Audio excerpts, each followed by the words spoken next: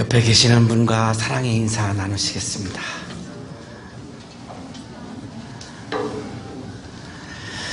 우리 성가대와 우리 관현악하는 친구들을 위해서 우리 감사의 박수, 격려의 박수 하겠습니다.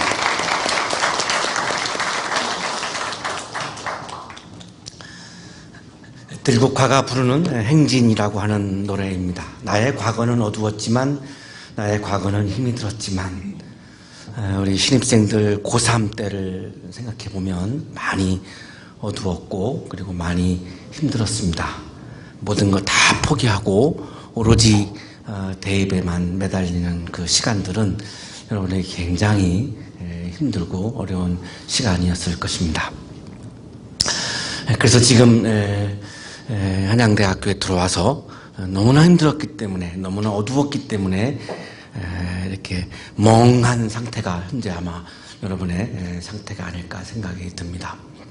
그러나 나의 과거를 사랑할 수 있다면, 내가 추억의 그림을 그릴 수만 있다면 지금 여러분이 하셔야 하는 일은 한양대학교에 들어왔습니다. 여러분이 고3 때 어두운 시간들이 있었기 때문에, 힘든 시간들이 있었기 때문에 여러분을 찾아온 열매이죠. 그래서 이제는 그 어두웠던 힘들었던 과거를 아름다운 추억으로 그릴 수 있습니다. 들어오는데 실패했다면 아름다운 추억이 아니지만 들어오셨기 때문에 이제 그 힘들었던 시간들이 여러분에게는 아름다운 추억으로 그림을 그릴 수 있습니다. 그리고 나서 이제 여러분이 하셔야 하는 일은 행진하는 거야. 행진하는 거야. 행진입니다. 이제 과거를 떠나셔야 합니다. 그 어두운 과거, 힘들었던 과거에 자꾸 매달려 있으면 미래를 향해서, 여러분의 꿈을 향해서, 비전을 향해서 행진할 수가 없습니다. 그 힘들었던 과거를 이제 떠나시고 아름다운 추억으로 그림을 그리시고 이제는 미래를 향해서, 앞을 향해서 행진하는 거야. 이것이 아마 신입생 여러분들에게 지금 와 있는 그런 시점일 것 같습니다. 나의 미래는 항상 밝을 수는 없겠지. 자, 미래를 향해서 여러분 행진하실 때에 모든 게 다 좋기만 하고 밝기만 할 것이다. 그렇지 않죠. 나의 미래는 때로는 힘이 들겠지. 고3 때보다 더 많은 힘든 일들이 여러분을 기다리고 있습니다. 그러나 비가 내리면 그 비를 맞으며 비도 내릴 것이고요. 어제 보세요. 춘분인데 눈도 내리고요. 우박도 내리고요. 그게 인생이죠. 어떻게 햇살만 내리고 꿈만 내리고 축복만 내리겠습니까?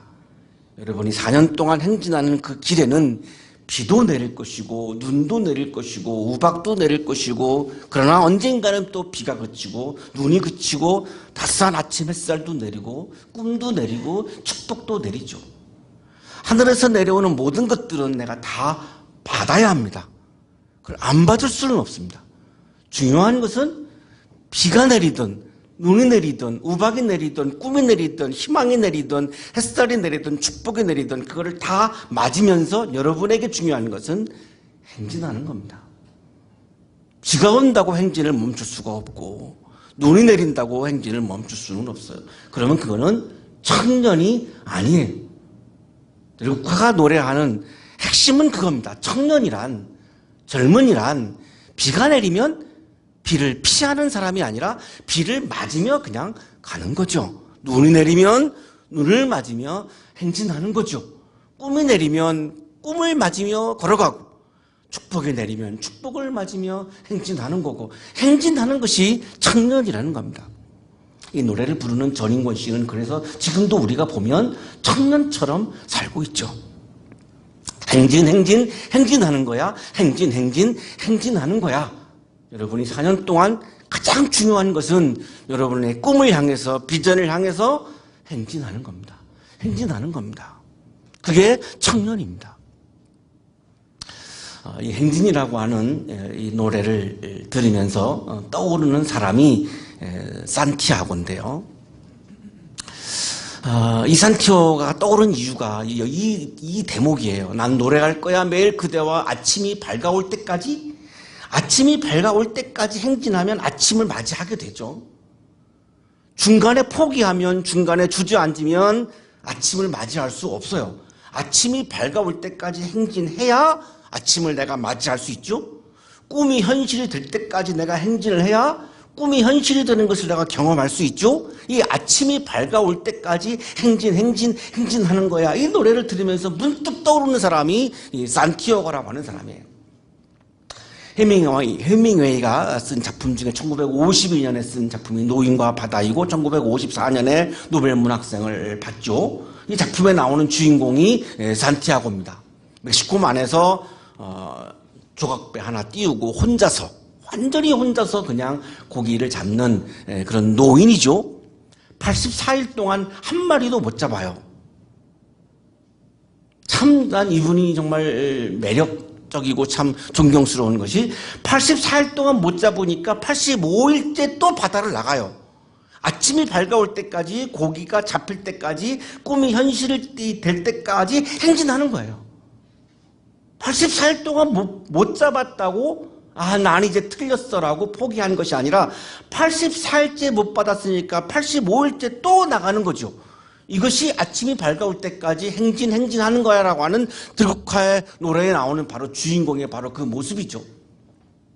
85일째 고기를 잡으러 바다를 나갑니다. 그에게는 상처가 많았습니다.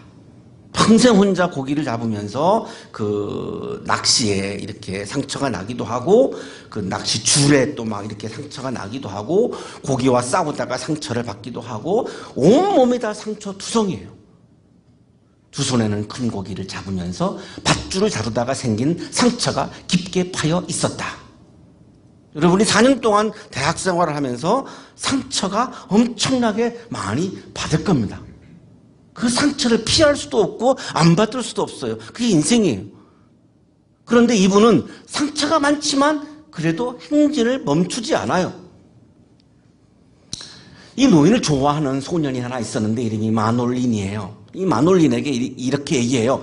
내가 내 친아들이라면 너를 데리고 멀리 나가 한번 모험을 해보고 싶구나. 이 노인은 모험을 즐겼어요. 모험을 좋아했어요. 그래서 바다를 나가는 거죠. 이 사람을 노인이라고 부를 수 없을 것 같아요. 청년이에요. 제가 보기에는 청년이에요. 모험을 무서워하는 것은 노인이에요. 모험을 즐기는 게 청년이에요. 그는 상처가 많았지만 오늘도 모험을 즐겨요. 이게 청년이죠. 바다로 나가기 전날 밤에 꿈을 꾸는데 사자 꿈을 꿉니다. 다만 여러 지역과 해안에 나타나는 사자들 꿈만 꿀 뿐이었다. 사자 꿈을 이 작품에서 제가 보기에는 3번이나 사자 꿈을 꾸는데요. 왜 사자 꿈을 꿨을까? 우리가 뒤를 보면은 나옵니다. 청새치 한 마리가 잡혔어요. 길이가 5.5m고 무게가 700kg예요. 지금 이 할아버지가 탄 배보다 길이가 60cm가 더 길은 고기였어요. 그래서 이 고기가 배를 끌고 갑니다. 그러니까 낚싯줄을 놓아주지 않으면 낚싯줄이 끊어지니까 계속 낚싯줄을 이렇게 풀어주면서 고기를 따라서 이 노인이 배를 타고 가는 거예요. 고기에 끌려서 가는 거예요. 이따위 고기하고 맞서다가 죽을 순 없지. 저토록 멋지게 저놈이 다가오고 있으니 이제 하나님께 기도하는 장면이 나와요. 하나님 제발 버틸 수 있는 힘을 주소서. 주기도문을 100번 외우고 성모송을 100번이라도 외겠습니다. 물론 지금은 외울 수가 없지만요. 참 요 대목을 읽다가 난 참 이 할아버지가 귀여웠어요. 네. 이분이 신앙이 없는 거예요. 신앙이 없어서 주기도문도 못 외우는 거예요. 못 외우는데 자기도 모르게 막 기도가 나오는 거예요. 고기한테 지금 막 끌려가면서 어떻게 될지 모르잖아요. 지금 거기서 자기도 모르게 막 기도가 나오는데 얼마나 솔직해요. 물론 지금은 외울 수가 없지만요. 못 외우니까 온 힘을 다해서 청새치 옆구리에다가 작사를 확 꽂아요. 그래서 이제 이 청새치가 이제 기운이 빠져가는데 막고상어가 쫓아와요. 이 고기를 먹으려고 오는 거죠. 막 피 냄새가 나니까. 그러니까 이 할아버지가 또 이 상어에게 나도 작사를 탁 꽂습니다. 저놈이 20kg쯤은 뜯어 갔겠는걸. 벌써 고기 중에 20kg을 이 막고상어가 먹어버린 거예요. 제가 가장 은혜 받은 대목이 이 대목이에요. 하지만 인간은 패배하도록 창조된 게 아니야. 인간은 파멸당할 수는 있을지 몰라도 패배할 수는 없어. 와. 이분이 이렇게 패배와 파멸을 구분하는 의미는 해밍웨이가 이런 의미인 것 같아요. 이 파멸은 외부적인 힘에 의해서 내가 어찌할 수 없어서 내가 무너지는 것, 이거를 파멸로 하고 있고, 패배는 내가 내 스스로 무너지는 것을 패배로 표현하고 있어요. 내가 외부적인 물리적인 힘에서 내가 어찌할 수 없어서 내가 무너지는 것은 내가 감수하겠지만, 어떠한 상황에서도 내가 내 스스로 무너지는 이런 비겁한 패배는 내가 할 수 없어. 인간은 그렇게 창조된 것이 아니야 라고 고백을 해요. 이게 청년이죠. 외부적인 힘에 의해서 내가 어찌할 수 없는 일들이 많이 있죠. 이건 내가 어찌할 수 없어요. 그러나 내 스스로 끝까지, 내 스스로 아침이 올 때까지, 꿈이 현실이 될 때까지 내가 내 스스로 포기하지는 않겠다라고 하는 막 이런 고백을 하는 거죠. 이거를 지금 고기하고 막 대화를 나눠요. 계속해서 상어들이 쫓아오고요. 막 떼를 지어서 막 쫓아와서 이 고기를 먹어버립니다. 그 놈이 몰려들었던 상어 떼의 마지막 놈이었다. 뜯어 먹을 고기도 이제는 남지 않았다. 상어들이 와가지고요, 고기를 다 먹어버렸어요. 이제 남은 게 없어요. 그냥 뼈만 남았어요, 뼈만. 항구 안으로 들어옵니다. 뼈만 남아있고요. 맨 마지막 문장입니다. 길 위쪽에 판잣집에서 노인은 다시금 잠이 들어 있었다. 판잣집에서 혼자 살았는데 그 판잣집 안에는 예수님의 그림도 이렇게 걸려 있었습니다. 얼굴을 파묻고 엎드려 여전히 잠을 자고 있었고 소년이 곁에 앉아서 그를 지켜보고 있었다. 노인은 사자꿈을 꾸고 있었다. 이 마지막 문장이에요. 왜 사자꿈을 꿀까요? 내일 또 바다로 나가겠다는 거예요. 사자처럼 굴하지 않고 끝까지 행진하겠다는 거예요. 사자가 의미하는 게 승리이고요. 요한계시록에 보면 예수님을 사자로 비유하는 말씀이 나와요. 십자가의 승리, 부활의 승리, 이런 의미 때문에 오늘 성가도 그런 찬양을 불렀습니다만, 사자는 승리를 의미하는 동물인데 우리 한양대학교에 상징하는 동물이 사자예요. 놀랍죠? 놀랍죠? 그래서 여러분들을 다 아기 사자라고 부르려요. 싫어요? 아기 강아지면 좋겠어요? 네. 강아지는 늘 돌봄을 받지만 사자는 벌판에 나가서 정글에 나가서 이기는 게 사자거든요. 바다에 나가서도 이기는 게 사자거든요. 이 할아버지가 왜 사자 꿈을 계속 3번이나 꿀까? 나가겠다는 거예요. 행진하겠다는 거예요. 그리고 승리를 확신하면서 행진하겠다는 거예요. 여러분이 4년 동안 여기 사자로 살면서 여러분에게 남아있는 게 뭐냐? 행진과 승리예요. 그래서 뭐 독수리나 호랑이를 상징한 학교보다 훨씬 더 좋은 학교죠. 비도 안 오는데 비웃으시는데 틀림없어요. 참 잘 오셨어요. 오늘 우리 성서 본문에 행진을 하는 한 여성을 우리가 오늘 만나고 있습니다. 이 여성은 12회, 12년 동안 하혈을 한 여성입니다. 고쳐보려고 의사들을 찾아나갔지만 아무도 안 고쳐주지 못했고 병원비로 재산을 다 탕진합니다. 아무도 고쳐주지 못해요. 절망적인 상황이고요. 희망이 없죠. 몸의 아픔보다 더 힘든 건 뭐냐면 이스라엘에서는 하엘하는 여성은 죄인이라 그래가지고 사회로부터 격리시켰어요. 그녀가 마을에 오면 마을이 오염된다는 거예요. 종교적인 죄인으로 취급을 했습니다. 하엘하는 여인들을. 레위기 15장 25절에 나옵니다. 당당한 사회 구성원으로 인간답게 인간 취급을, 인간 대접을 받으며 살 수가 없어요. 인간 대접을 받지 못했어요. 너무나 비참한 삶이에요. 인간 대접을 못 받는다는 게 얼마나 비참한 겁니까? 몸의 아픔보다 더 고통스러운 거죠. 그리고 격리를 당하니까 가족들하고도 살 수가 없고요. 남편하고도 성적인 생활도 할 수가 없는 거예요. 정말 비참한 인생이죠. 그래서 고쳐보려고, 그래야 내가 인간답게 살 수 있으니까 고쳐보려고 의사들을 찾아 나섰지만 아무도 의사들이 고쳐주지 못했어요. 그러니까 절망이죠. 내가 할 수 있는 게 아무것도 없어요. 성서는 이 여성이 왜 이런 고통을 당하는지를 말씀하지 않아요. 왜 그럴까요? 당시의 사람들은 이 여성이 이런 고통을 받는 것을 죄인 때문이라고 손가락질했어요. 그러면 우리들에게 오는 고통은 다 죄 때문에 오는 걸까요? 내가 무능력해서 오는 걸까요? 내가 잘못한 게 많아서 오는 걸까요? 예수님은 그렇게 말씀하지 않습니다. 성서는 대답을 하지 않아요. 그럼 뭐죠? 그게 인생이라는 거예요. 내가 못나서 온 고통이 아니라, 내가 죄가 많아서 온 고통이 아니라, 비가 내리고 눈이 내리고 우박이 내리는 것은 당연히 내가 내 인생에 오는 거라는 거예요. 몸의 아픔, 정기적인 아픔, 영적인 아픔, 그런 고통들은 당연히 우리에게 오는 거라는 거예요. 이거를 피하려고 마음을 먹지 말라는 거예요. 그러면 내가 너무 연약해진다. 4년 동안 여러분에게 몸의 아픔, 정기적인 아픔, 영적인 아픔 다 오게 돼 있어요. 오는 거예요. 그때 내가 못나서 그렇지라고 자기 비하하지 말라는 거예요. 내가 죄가 많아서 그렇지 그렇게 영적인 나약함으로 그거를 해석하지 말라는 거예요. 당연히 그거는 우리에게 오는 거라는 거예요. 인생의 비는 내리고 눈은 오고 우박이 내리는 거예요. 자, 이 여성이 할 수 있는 게 아무것도 없잖아요. 딱 하나 있었어요. 그게 행진이었어요. 무엇을 향한 행진이었는가? 예수를 향한 행진이었어요. 이제 병원을 향한 행진도 끝났고요. 의사 선생님을 향한 행진도 끝났고요.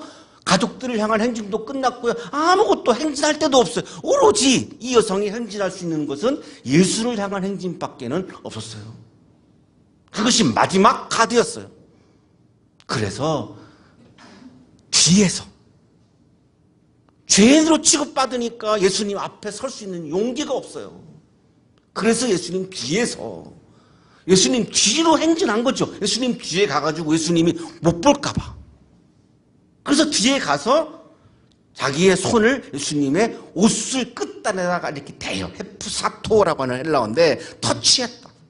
붙잡은 것도 아니고 그냥 살짝 이렇게 손을 댄 거예요. 왜? 이유는 내가 예수의 몸과 내 몸이 접촉하면, 내가 예수를 향해서 행진하면 내가 이분의 능력에 의해서 아무도 고쳐주지 못했던 이 하혈이라고 하는 병이 치유될 거라고 하는 믿음이 있었던 거예요. 이 여성에게. 그래서 뒤에 가서 손을 댔어요. 자, 그랬더니 손을 대니 곧 출혈이 그쳤다. 아멘 하셨어야 되는 대목이었는데, 이게 뭐 남일이라고 별로 좋아해 주시지도 않으시고 축하해 주시지도 않는데 12년 동안 하혈을 하던 여인이 피가 딱 멈췄어요.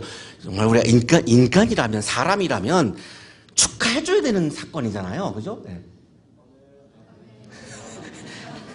그리고 더 중요한 건 뭐냐면 여러분에게도 지금 출혈이 흐르고 있거든요. 상처가 있고요. 아픔이 있잖아요. 아멘을 하셨어야지만 그 상처가 딱 끝나고 아물고 행진을 하는 건데 너무나 안타깝게도 여러분이 그걸 지금 놓친 거예요. 설교는 또 리바이벌 할 수는 없어요. 너무나 감동적이에요. 저는 너무나 감동적이에요. 피가 멈췄으니까요. 이제 내가 질병에 의해서 파멸할 수는 있지만 내가 내 스스로 포기하지 않는, 패배는 하지 않겠다라고 하는 그 의지를 우리에게 이 여성이 보여주고 있고, 이 여성이 할 수 있는 마지막 예수를 향한 행진이 나는 너무나 감동이에요. 내 욕망을 향한 행진이 아니라 예수 그리스도를 향한 행진을 한 거죠. 우리 그리스도인들에게 가장 중요한 게 뭐죠? 예수를 향한 행진이에요. 여기 크리스찬이 아닌 분들이 한 10분 정도 계시는데, 자, 그분들에게는 내가 드리고 싶은 말씀은 여러분의 꿈과 비전을 향한 행진으로 해석하셔도 돼요. 그게 그녀가 할 수 있는 최선의 행진이었어요. 행진을 놓지 않고 포기하지 않았다라고 하는 이 모습이 저는 너무나 감동이에요. 자, 피가 멈췄죠. 어떤 일이 일어나겠습니까? 자, 이제는 인간답게 살 수 있게 되었고요. 사회로부터 격리당했는데 이제 사회 안으로 올 수 있고요. 마을 안으로 올 수 있고요. 학교 안으로 올 수 있고요. 이 세상의 중심에 서서 내가 살아갈 수 있게 된 거죠. 비인간적인 삶이 인간적인 삶으로 구원된 거죠.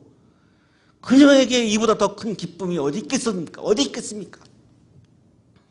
자, 근데 예수님이 물어요. 자, 이제 다 해결이 됐는데 예수님이 물어요. 이게 왜 물었을까가 중요한데요. 내게 손을 댄 사람이 누구야? 누군가가 내게 손을 댔어. 내 몸에 손을 댔어. 누구야? 모르시지 않을 텐데 왜 물어보실까요?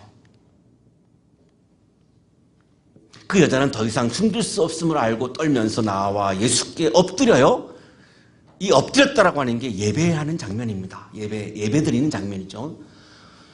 그에게 손을 댄 이유와 또 낫게 된 경위를 모든 백성 앞에 알렸다. 모든 백성 앞에 알렸다. 뭐죠? 자, 이제 모든 사람들 앞에서 내 이야기를 할 수 있는 당당한 사회 구성원이 되어지고 당당한 인간이 된 거예요. 그동안에는 모든 사람들 앞에 설 수가 없었고 격리되었던 이 여성이 이제는 모든 사람들 앞에 당당히 중심에 서서 내 이야기를 할 수 있게 되었어요. 내 경험을 이야기하고 내 간증을 이야기하고 내가 치유받은 이 영적인 경험을 이야기할 수 있게 되었어요. 비인간적인 삶으로부터 인간다운 삶으로 지금 구원되었음을 우리에게 보여주고 있는데 예수님이 이거를 왜 물었을까요? 이 여성이 당당하게 이 이야기를 모든 사람들 앞에서 해야만 몸의 치유를 넘어선 영적인 구원까지도 이루어지기 때문에 이야기할 수 있는 기회를 주시려고 예수님은 물으신 것 같아요. 정말 예수님도 감동이에요.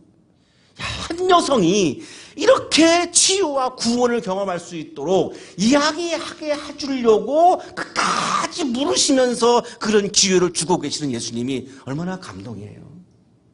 그래서 이 여성이 예수를 향해서 행진하는 것이 중요했던 거죠. 자, 마지막 본문입니다. 그 여성에게 말씀하시죠. 딸아, 내 믿음이 너를 구원하였다. 평안히 가거라. 자, 예수님이 말씀하시는 믿음이 뭡니까? 믿음이 뭐죠? 새벽기도 잘하는 거 이런 거를 말하지 않죠. 예수님은 예수님을 향해서 행진하는 것을 믿음이라고 말씀하죠. 그게 믿음의 본질이라는 거죠. 구원이 뭐죠? 비인간적인 삶이 인간다운 삶으로 회복되어지는 것을 구원이라고 말씀하고 있죠. 믿음과 구원이라고 하는 예수님의 이 마지막 이 두 단어가 너무나 우리 신앙인들에게 중요한 단어인데 오늘 본문에서 말씀하시는 예수님이 말씀하시는 믿음은 예수 그리스도를 향해서 행진하는 것을 믿음이라고 말씀하고 있고 내 몸과 그리고 내 영혼이 다 치유받아서 내가 인간답게 행진하면서 이 사회 한복판에서 내가 당당하게 인간답게 살아가는 것을 구원이라고 말씀하고 있어요. 여러분이 4년 동안의 삶이 치유가 있는 그리고 구원이 있는 그래서 여러분의 꿈이 현실로 이루어지는 것을 경험할 수 있는 그런 4년 동안의 대학 생활이 되시기를 주님의 이름으로 축복합니다. 거룩하신 하나님 감사합니다. 우리에게 치유와 구원을 주셔서 감사합니다. 행진할 수 있는 믿음을 주셔서 감사합니다. 예수 그리스도를 향한 행진을 할 수 있도록 우리에게 믿음을 주셔서 감사합니다. 우리 신입생 친구들 4년 동안 눈이 내리든 비가 내리든 굴하지 않고 예수를 향한 행진, 비전을 향한 행진을 멈추지 않고 힘차게 행진해서 예수 그리스도를 만나고 구원되어지고 비전이 꿈이 현실이 되어지는 것을 경험하는 아름다운 대학생활이 되도록 복 내려 주옵소서. 예수 그리스도 이름으로 기도하옵나이다.